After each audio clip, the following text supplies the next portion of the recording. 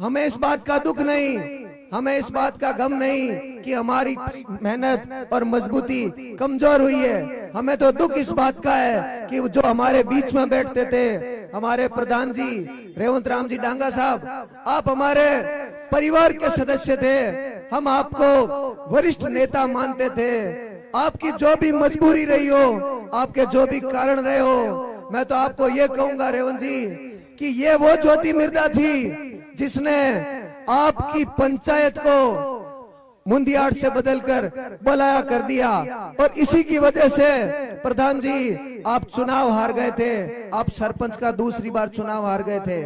और ये वही हनुमान जी बेनीवाल थे जिन्होंने 2 बार चुनाव हारे हुए पार्टी के वरिष्ठ सदस्य रेवंत राम जी डांगा को विश्वास जताया और उनको पंचायत समिति से लेकर प्रधान तक चुना। ये हमारी पार्टी में आपका मान सम्मान था।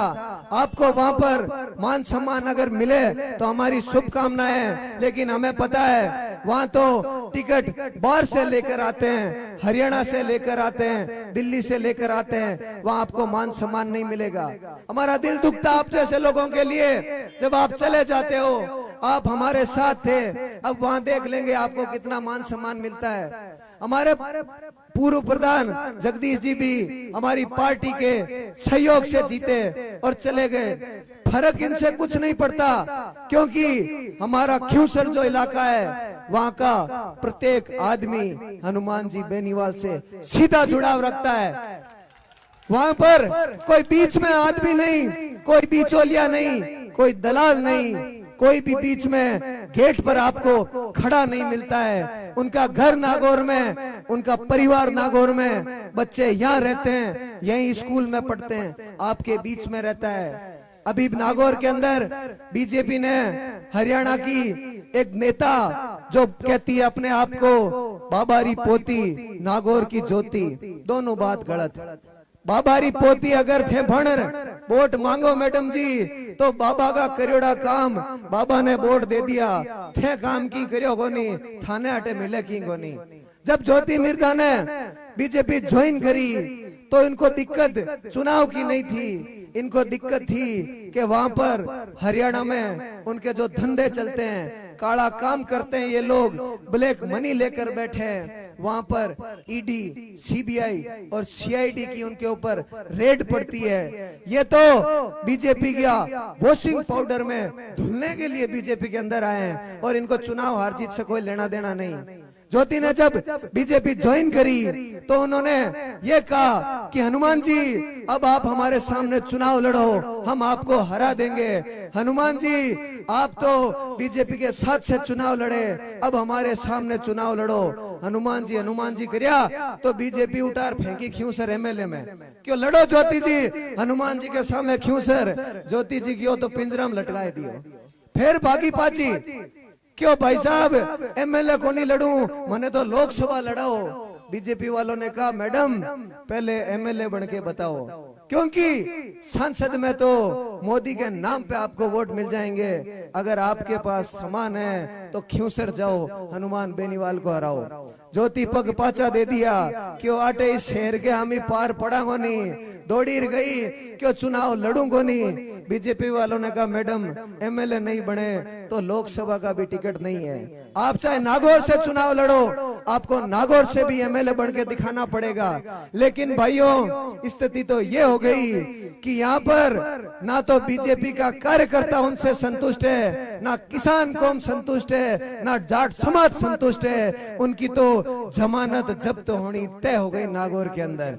ये स्थिति नागौर के अंदर बीजेपी और ज्योति मिर्धा की है, क्योंकि अभी हम देखते हैं 2 दिन पहले ज्योति मिर्धा आई, वो तो चुनाव के समय कुछ इस तरह से आते हैं जैसे कोई पिकनिक मनाने के लिए नागौर में आते हैं। 5 साल दिखते नहीं, चुनाव आवे जरा पिकनिक मनाना ताजे, किराया का घर ले लेवे और घर के मायने हरियाणा लौड़ा गुंडा पाले।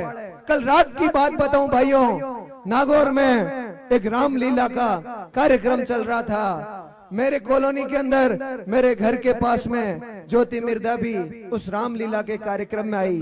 आरएलपी के कुछ कार्यकर्ता भी उस रामलीला के मैदान में पहुंचे। ज्योति के साथ आए हरियाणा के गुंडों ने उनके साथ बदतमीजी की। मुझे सूचना मिली, मैं तुरंत मौके पर पहुंचा। ज्योति मिर्धा बीच भाषण से उल्टी गाड़ी लेकर के भाग गई। ये आप वीडियो आया हुआ देख लेना। ये कल रात की घटना है। ये उनका पहला दिन नागौर के अंदर स्वागत किया आरएलपी के कार्यकर्ताओं ने।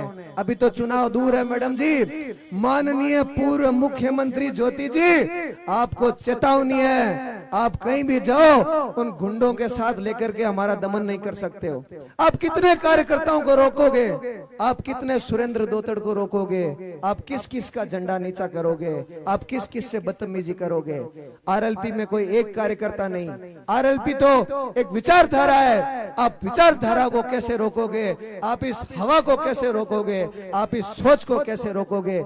ये आपके बस की बात नहीं है, क्योंकि आपका नागौर में कुछ नहीं है। मैडम कहे नागौर की ज्योति अटकाई मांगे भाई, नागौर में थाको वोट लागे गए। आपको पता है ज्योति मिर्धा रो वोट जयपुर जिलारी झोटवाड़ा विधानसभा में लागे।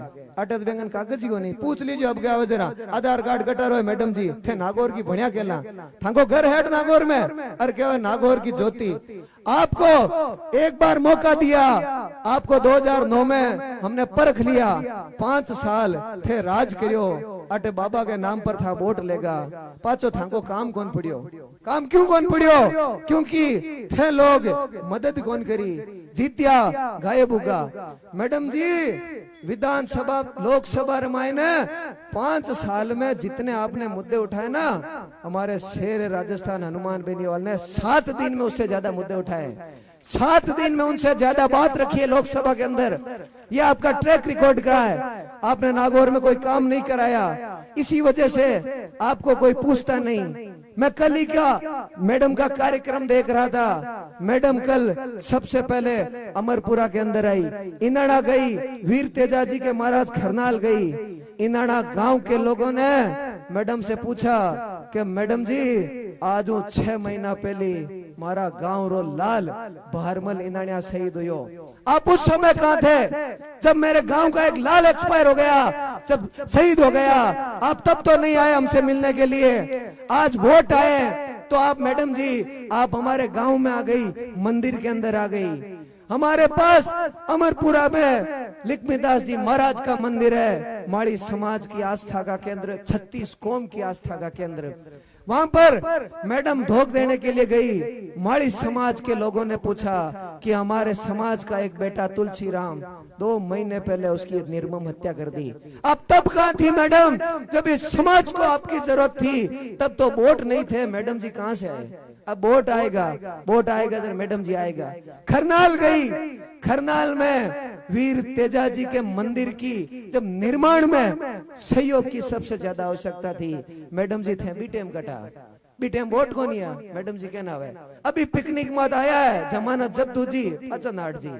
गांव री नागौर की बहन बेटी है, चूंदड़ी थोड़ी फेरार भेजी जो, 2 मायरा कर दिया, 1 मायर और करण को टेम आएगा।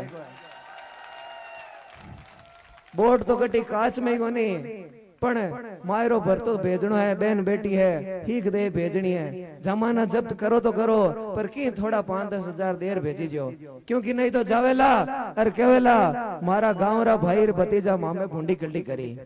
कांग्रेस भी आई स्थिति है नागौर में। कांग्रेस से हरेंद्र जी मिर्धा चुनाव का टिकट लेकर आ रहे हैं। हरेंद्र जी मिर्धा तो ज्योति में आ गए, और मिर्धा खून ही अलग ही है। ये अपने आप ने जागीरदार समझे। इनको यह लगता है कि नागौर इनके बाप की जागीर है। थे बताओ है क्या इनके बाप की जागीर? ये केवल चुनाव के समय आपके बीच में आते हैं जब जरूरत पड़ती है। आप भाइयों एक सवाल खुद से पूछो, जब आपको जरूरत पड़े, कोई रोड पर एक्सीडेंट हो जाए, आप हॉस्पिटल लेर जाओ, जय ज्योति मिर्धा ने थाने जरूरत पड़े डॉक्टर ने फोन कराने की, मैडम थाका फोन तो उठाओगे नहीं, पहली तो जाओ हरियाणा जार डॉक्टर ने फोन कराओ, हरियाणा डॉक्टर ने फोन कराओ जिते लार मिनक मर्जी। आ स्थिति हुई है। जरूरत पड़े तो याद आवे हनुमान बेनीवाल। कोई रे पीड़ा हुए, चाहे बजरी माफिया के पीड़ा हुए, दलित समाज के पीड़ा हुए, जाट समाज 36 कौम के पीड़ा पड़े, तो हनुमान बेनीवाल बड़जार खड़ो रहे। चाहे बजरी माफिया हो। आज मैंने देखा कुछ दिनों पहले दलित समाज के 2 भाइयों की निर्मम हत्या कुचमण के अंदर कर दी। जरूरत में खड़ा कौन था? हनुमान बेनीवाल। सुरना गांव के अंदर एक छोटे बालक की पानी पीने पर पीट पीट कर हत्या कर दी। खड़ा कौन था? हनुमान बेनीवाल।